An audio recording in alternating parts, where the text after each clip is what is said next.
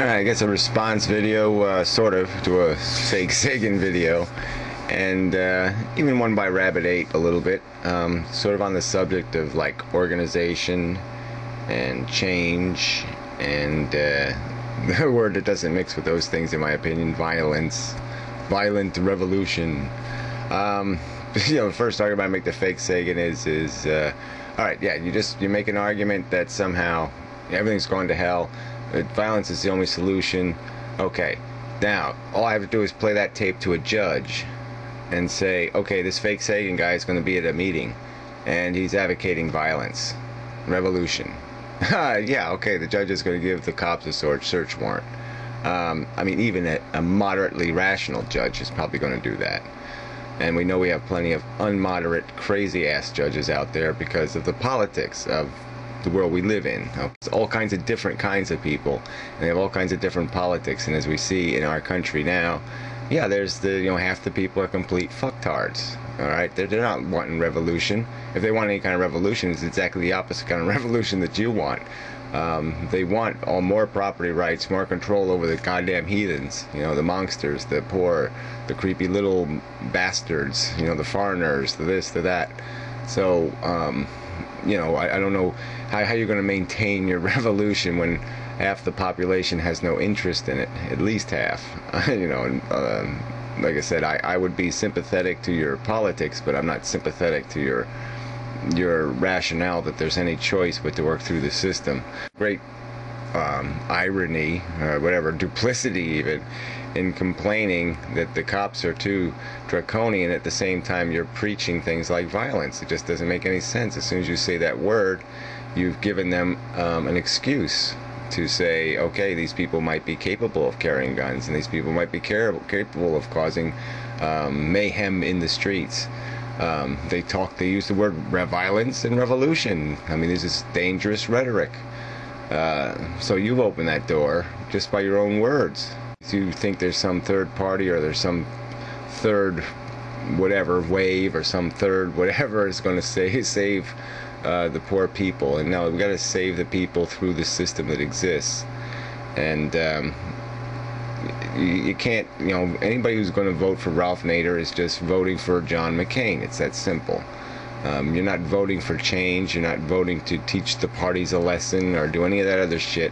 You're just throwing your vote in the garbage and voting for John McCain. Or else you're just making somebody who's voting for John McCain's vote twice as valuable. There's no accomplishment to it because Ralph Nader's agenda isn't focused enough to tell the Democratic Party anything. I mean, it's not going to sell out. It's the interest. It has to create a coalition of people. So it has to go from moderate to, crazy ass liberal, progressive, and it has to try to appeal to all of them. And guess what? It just can't do that. So it can't fit every radical. Isn't going to be able to be pleased with some of the connections it's going to have to maintain to get enough of a majority to win. And that's just the practical fact. The Democratic Party isn't going to comply or do what you want until you organize your 1 million or 2 million or 3 million people on one issue at a time. You've got to extort the party one issue at a time and say, okay, look, you want 3 million extra votes, we'll give you 3 million extra votes if you put instant runoff voting to a vote on the House floor.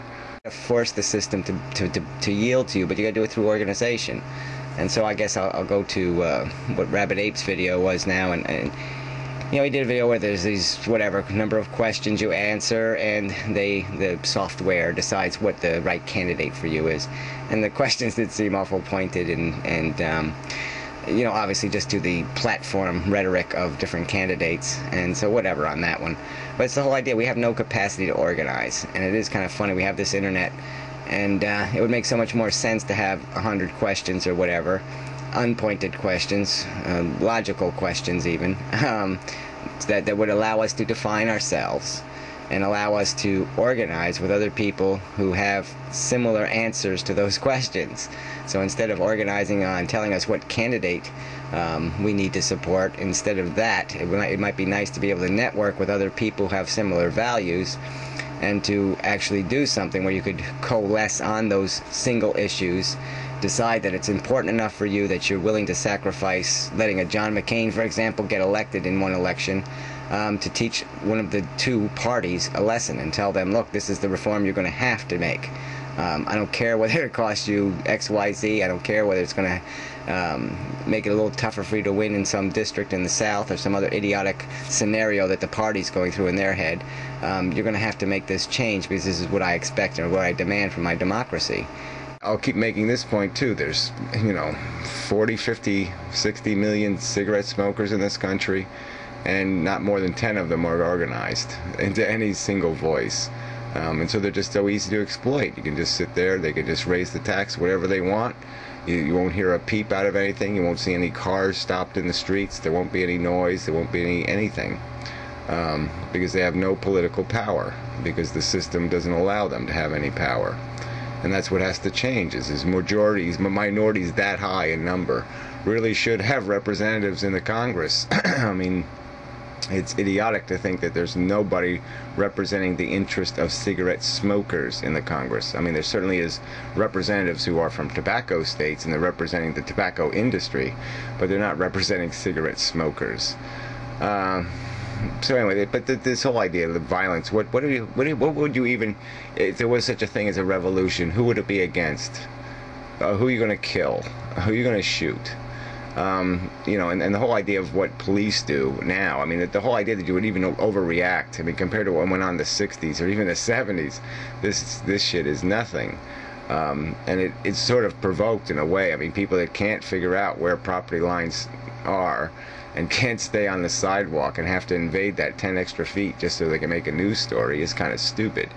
And these little antics of these protests, I mean, in this area, protesters get sort of irritating. I mean, people almost become, there's people that are becoming almost racist over some of the protests that have taken place in New York City, because these people, somebody gets shot and it's wrong and it's evil and the cops, there should be accountability and all this crap. There should be political change. But I don't see, they think that they're going to solve the problem by irritating a bunch of middle-class people trying to get to work. And that's not going to solve the problem. You got to irritate the assholes who are guilty of the crimes, not the people who are just trying to get to work. We don't need people on the street yelling and screaming. What we need is a better conversation. What we need is better argument. And it has to be public. There has to be an environment where this politics gets hashed out. There has to be a right for the evildoers to be humiliated in their houses and in their senates, because there has to be somebody in those bodies that isn't part of the political mechanism and the two-party system that controls us, and that is the problem. But there's nothing to have a revolution against. And who are you going to put into power with your revolution? What dictator? And what's your expectation that the dictator's going to last 10 seconds before there's a counter-revolution and the counter-revolution? There's no rationality to this kind of rhetoric. It serves no friggin' purpose to talk about violence or to talk about anarchy or talk about revolution. The only thing that the revolution has to be done through the process. We have to convince people. We have to make the argument and win the argument. But yeah, it's really hard to do when the industry, the media, the rest of it, their interest is just money, okay? They just go wherever the money is. They just follow the money. Way too little accountability.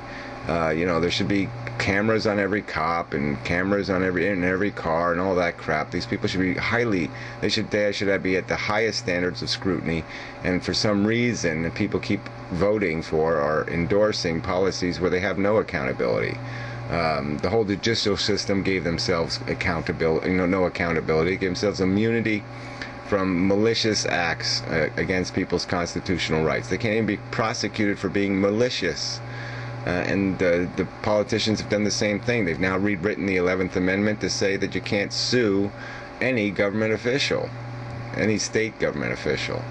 And so there's no accountability, and that's what has to change. But it's not going to change because people don't understand even a tiny bit, the average person, about how this system works. They don't have any passion or concern because as long as they can get their Big Mac or whatever they're after, they're satisfied. And so how are you gonna maintain a revolution with people that aren't motivated to even figure out to be, they can't even take the responsibility to vote? I mean, how can you justify a revolution when people, when 17% or 12% of a community show up to vote for a school board?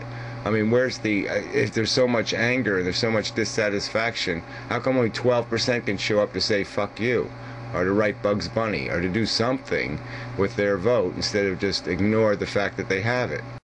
You can't find 5 people that are going to agree enough, on this revolution. You won't be able to sustain it because people aren't informed, and they don't know how to communicate.